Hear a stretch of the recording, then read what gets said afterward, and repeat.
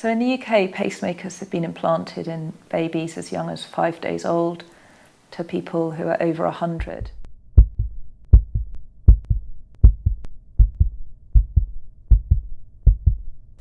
About 25,000 pacemakers are implanted in the UK each year, and around 3 million people worldwide have a pacemaker. So this is the Abraham Lucas pacemaker. It consisted of a coil that was placed under the skin and electrodes that were attached to the outside of the heart. On the surface of the skin, a second coil was taped, usually with adhesive tape, and attached to a battery pack that would sit in the patient's pocket. And the heart rate would be adjusted using this. So this is a pacemaker from about 10 years later, the 1970s.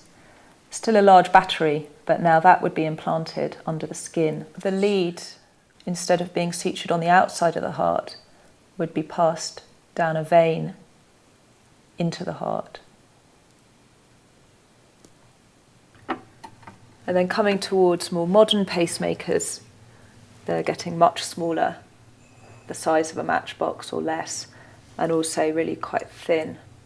So this is an example of a pacemaker lead or wire.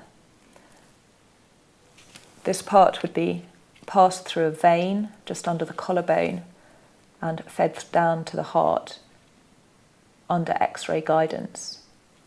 And then this end would be attached to the battery like this. And then that would sit just under the collarbone here.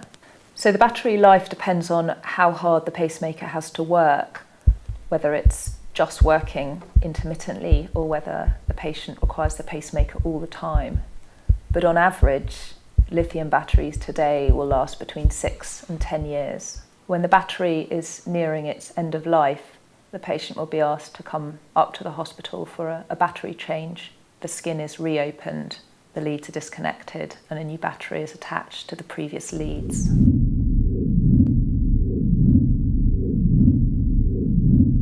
So implanting a small pacemaker about the size of a tablet into the heart without this sort of lead.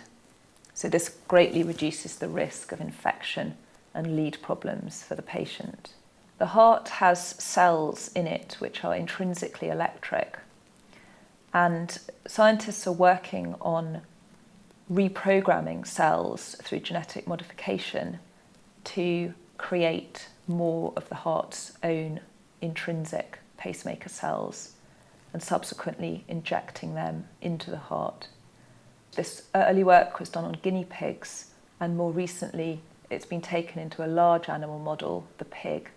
Yeah, the pig heart is a similar size to the human heart, and electrically it functions in the same way.